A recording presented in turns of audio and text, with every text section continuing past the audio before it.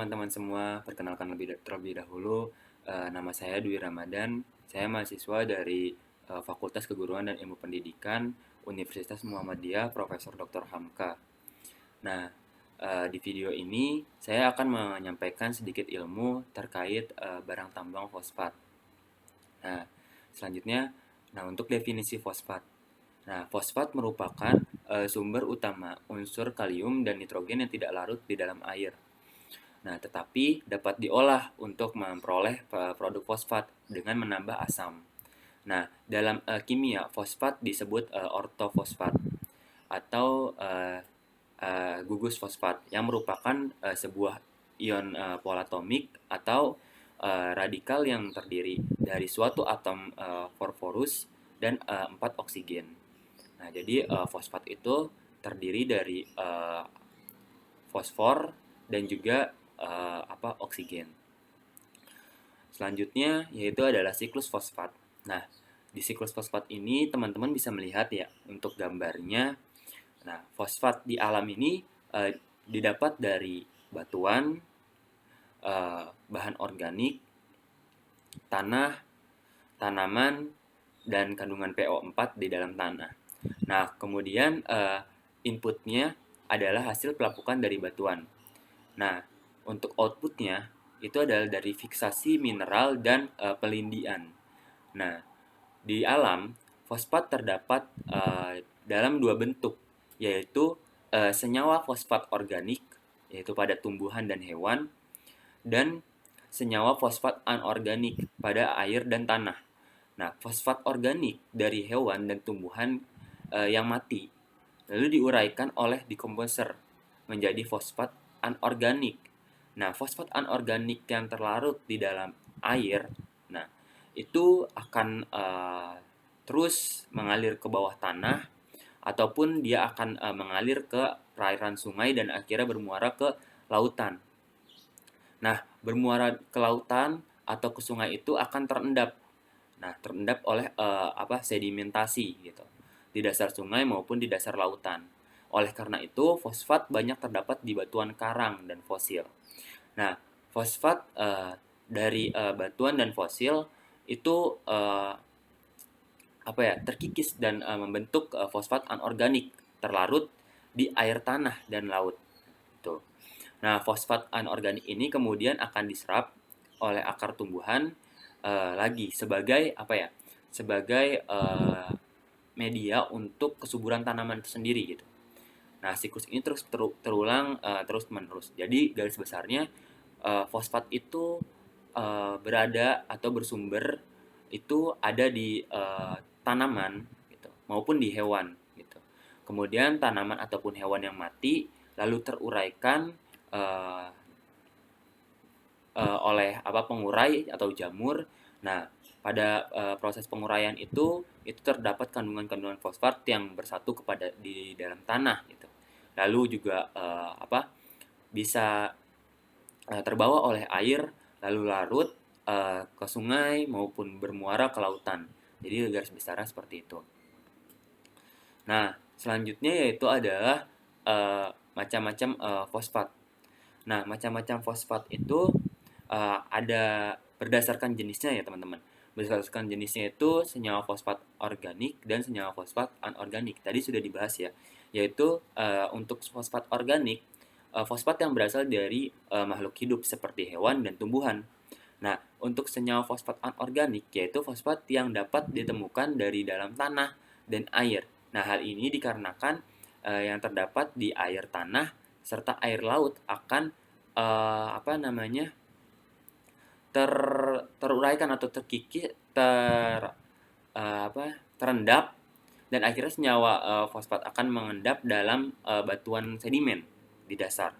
Nah, selanjutnya untuk berdasarkan proses pembentukannya itu ada fosfat primer, fosfat sedimenter maupun fosfat guano gitu. Nah, untuk fosfat primer ini yaitu terbentuk dari pembekuan magma alkali yang mengandung mineral fosfat apatit. Nah, untuk fosfat sedimenter atau marin, ini merupakan endapan fosfat sedimen yang terendap di lautan dalam gitu. Nah, Untuk fosfat guano itu merupakan hasil akumulasi sekresi burung pemakan ikan dan kelelawar yang terlarut dan bereaksi dengan batuan gamping karena pengaruh air hujan uh, dan air tanah gitu. Nah, selanjutnya ada manfaat fosfat, teman-teman. Nah, manfaat fosfat ini pertama ada penguatan tulang dan gigi.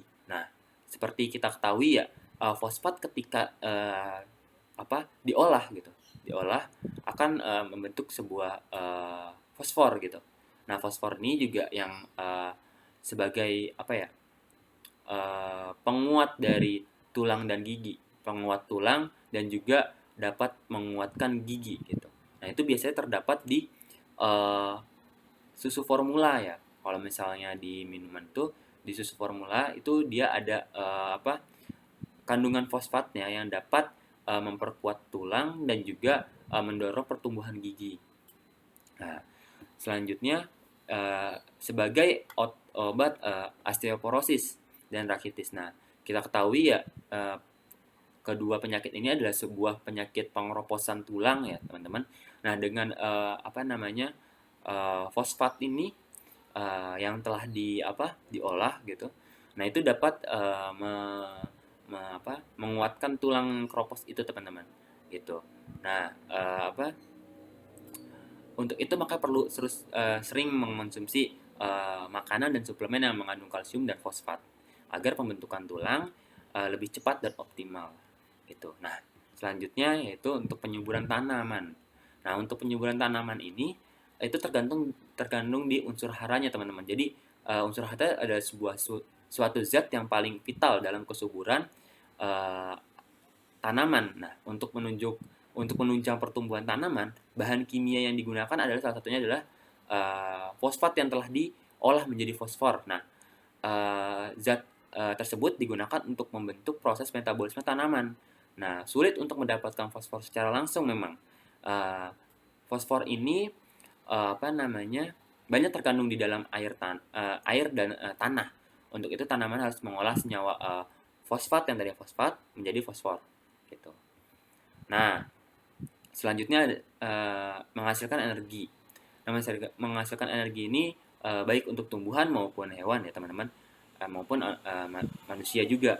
Nah, energi ini adalah satu sumber tenaga. Nah, salah satu fungsi tambahan fosfat adalah menghasilkan energi ini gitu. Sebenarnya bukan fosfat yang bekerja penuh, namun fosfor, yaitu fosfat yang telah diolah seperti itu menjadi fosfor, uh, merupakan reaktannya gitu, gitu teman-teman. Nah, selanjutnya persebaran fosfat di Indonesia.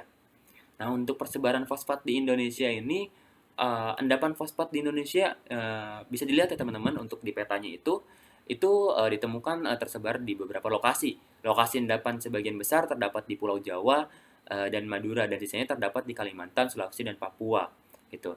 Nah, jenis endapan di Indonesia itu umumnya adalah endapan fosfat guano. Seperti itu, teman-teman.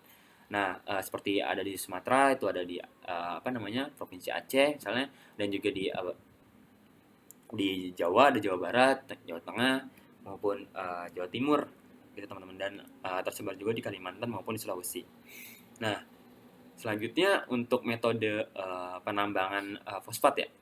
Nah, metode penambangan fosfat ini ada dua ya, teman-teman. Bisa dilakukan dua-duanya. Yang pertama itu adalah metode penambangan terbuka atau open pit mining.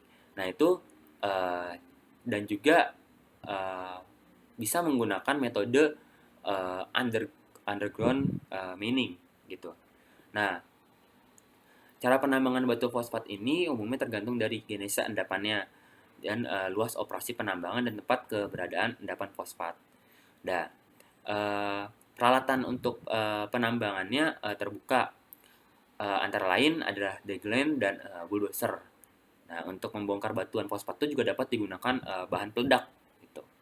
Nah, untuk bahan peledaknya sendiri itu dapat digunakan bahan peledak jenis low explosive ya, teman-teman. Nah, untuk peralatan tambahannya itu biasanya digunakan juga tuh lori untuk mengangkut barangnya. Seperti itu, teman-teman. Dan untuk metodenya itu Kalau untuk yang open pit mining itu dia secara terbuka ya teman-teman, penggalian dari atas ke bawah, yang dimana penggaliannya itu seperti pada umumnya gitu. Eh, Penggali atau penambang itu bersentuhan langsung terhadap udara di permukaan. Sedangkan kalau yang underground mining itu dia membuat sebuah lorong-lorong gitu teman-teman. Jadi tidak langsung bersentuhan penambang itu oleh udara yang ada di permukaan gitu. Jadi dia di dalam lorong-lorong seperti itu teman-teman. Nah, mungkin segitu saja ya teman-teman yang bisa disampaikan oleh saya. Kurang lebihnya mohon maaf apabila ada kekurangan atau kekeliruan dari hal yang saya sampaikan. Saya memohon maaf. Saya undur diri. Billahi fisabilillah. Fastabaqul khairat. Wassalamualaikum warahmatullahi wabarakatuh.